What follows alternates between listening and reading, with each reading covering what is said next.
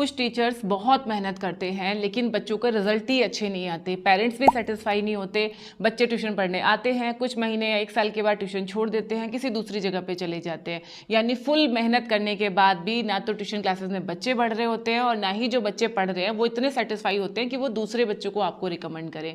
तो ऐसी कौन सी हम छोटी छोटी गलतियां कर देते हैं जो कि अनजाने में हमारे पूरे करियर को खराब कर देती है, हमारे ट्यूशन क्लासेस को खराब कर देती है। आज की अपनी इस वीडियो में इसी टॉपिक के ऊपर हम बात करने वाले हैं। तो चलिए वीडियो को स्टार्ट करते हैं। चैनल पर अगर आप बिल्कुल पहली बार आए हैं या फिर आपने अभी तक हमारे चैनल राइज विद अभिलाषा को सब्सक्राइब नहीं किया है तो सब्सक्राइब जरूर कर लीजिएगा, क्योंकि इस तरीके की इन्फॉर्मेटिव वीडियोस लगातार हमारे चैनल पे आते रहती हैं।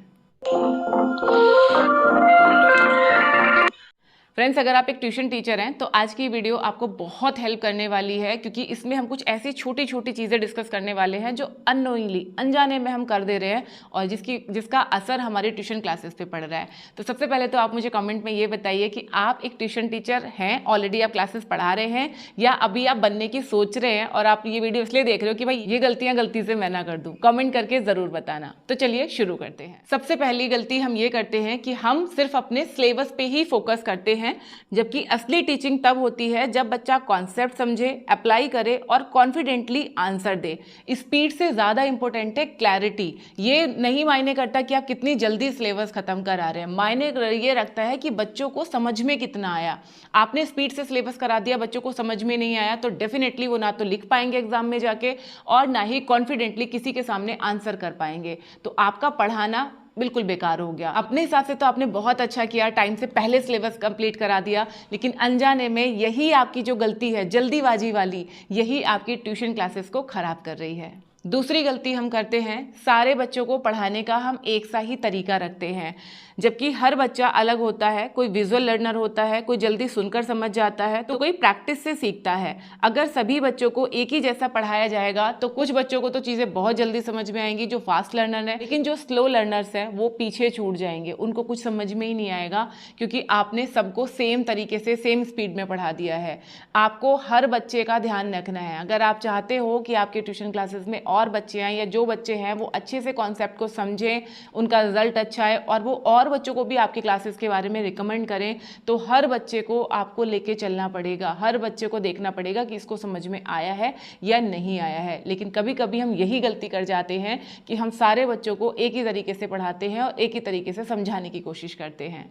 तीसरी गलती हम करते हैं अक्सर अपनी ट्यूशन क्लासेस में, बहुत जल्दी गुस्सा हो जाना, बहुत डांटना और बच्चों को आपस में कंपेयर करना। आई नो कि जब ट्यूशन में 4-5 बच्चे होते हैं, शैतानी भी करते हैं, बात भी करते हैं, डिस्टर्ब भी करते हैं, तो हमें गुस्सा आ जाता है और उस गुस्से में कई बार हम कुछ ऐसी बातें बोल देते हैं जो बच्चे को नर्वस कर देती हैं, पढ़ाई में उसको और पीछे कर देती हैं।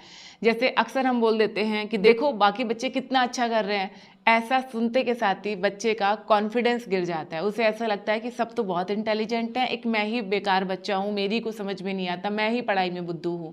ये जो चीज़ें आप करते हैं ना, डांटना और कंपैरिजन करना, ये अक्सर बच्चों को आपसे दूर ले जाता है। ऐसा बच्चा फिर दोबारा आपकी क्लास में नहीं आना चाहेगा और पेरेंट्स को जब वो चीज़ें बताएगा ना तो उनको भी नहीं अच्छा लगेगा कि भाई आपने हमारे बच्चे को इस तरीके से डांटा या इस तरीके से बोला। पेरेंट्स भी उस बच्चे को दोबारा आपकी क्लास में नहीं भेजेंगे और वो बच्चा भी अपने फ्रेंड्स से अड़ोस पड़ोस में यही बोलेगा, नहीं नहीं ये मैम तो बहुत गंदी है, इस तरह से डांटती हैं, बहुत बुरी तरह से डांटती हैं। तो ये चीज़ आपको नहीं करनी है। आपको जो भी बच्चे को समझाना है, प्यार से समझाना है। अगर वो गलती कर रहा है, वो बहुत शैतानी कर रहा है, उसको उठा के अपने पास में बिठा लो, बाकी बच्चों से अलग बिठा लो और फिर उसको वहाँ पे प्यार से समझाओ।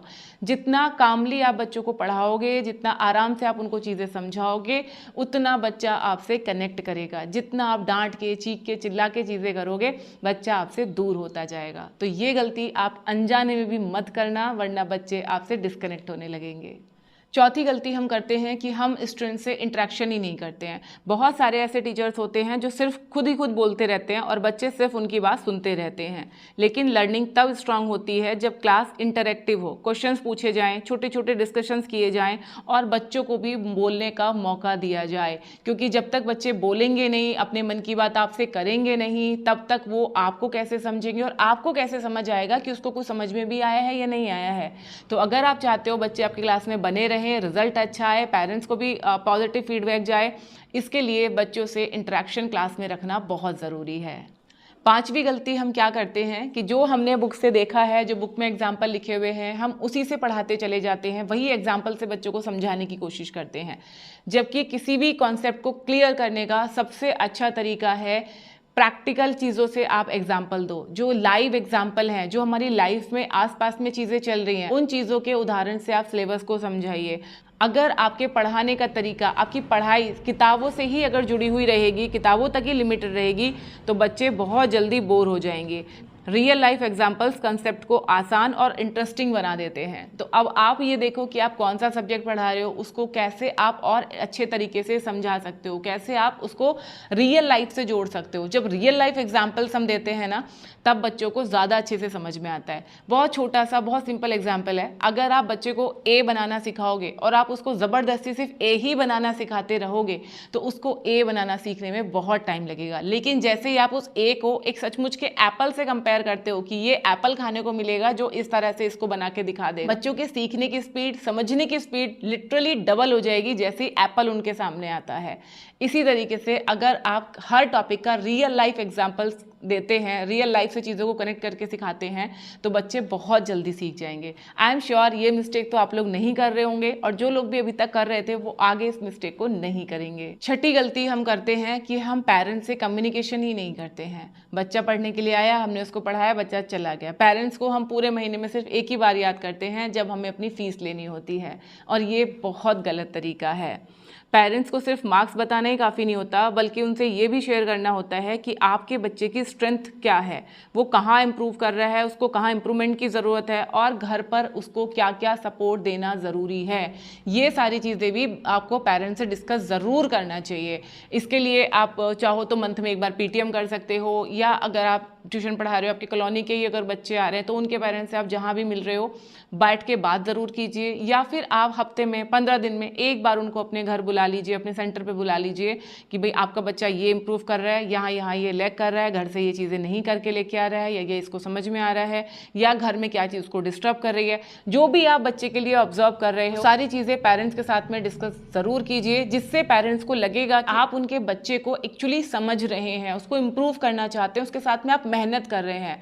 अगर आप महीने में एक बार सिर्फ फीस के लिए पेरेंट्स को याद कर रहे हैं, तो उनको सिर्फ यही लगता है कि बस पैसों के लिए आप ये काम कर रहे हो, पैसों के लिए आपको पेरेंट्स की याद आती है, अदरवाइज उनके बच्चे से आपका कोई कंसर्न नहीं है, और ये बहुत ही नेगेटिव इम्पैक्ट डालता है।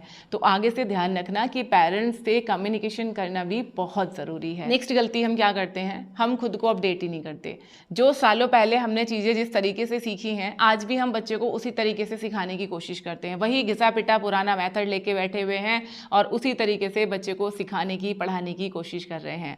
एक अच्छे टीचर को हमेशा नई टेक्निक्स, टेक्नोलॉजी और कम्युनिकेशन स्किल्स सीखते रहना चाहिए, ताकि आजकल के बच्चों से, आजकल के सिलेबस से, आजकल के टीचिंग मेथड से हम और अच्छे से बच्चे को चीज़ें समझा पाएँ।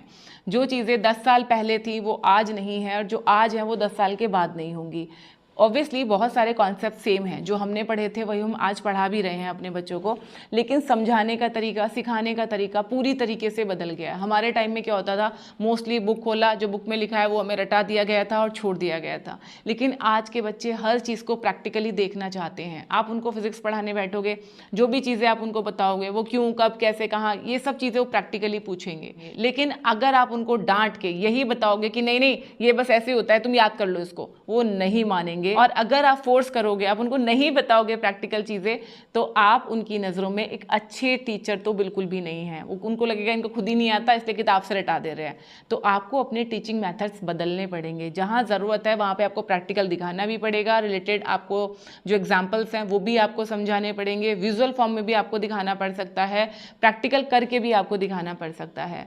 तो इन सब चीज़ों के लिए आप खुद से तैयार रहिए, ताकि आप बच्चों को ज़्यादा अच्छे से चीज़ें एक्सप्लेन कर सकें। एक टीचर का काम सिर्फ सिलेबस कंप्लीट कराना, सिर्फ टॉपिक्स पढ़ाना नहीं होता, बल्कि बच्चे की पूरी पर्सनालिटी पे काम करना ज़रूरी होता है। जो आपने सिखाया, क्या बच्चा वो कॉन्फिडेंटली बोल पा रहा है, क्या उसको चीज़ें समझ में आ रही हैं, क्या कॉन्सेप्ट उसको क्लियर हो रहा है, क्या जो क्वेश्चन आपने उसको पढ़ाया वो उसको एग्जाम में लिखने के लिए प्रिपेयर है? क्या वो उन चीजों को अपने वर्ड्स में लिख सकता है? अगर इतना काम वो सीख गया, इतना काम वो कर रहा है, तो आपका पढ़ाना सफल है। तो सच में आप सही दिशा में जा रहे हैं, आप सही तरीके से पढ़ा रहे हैं।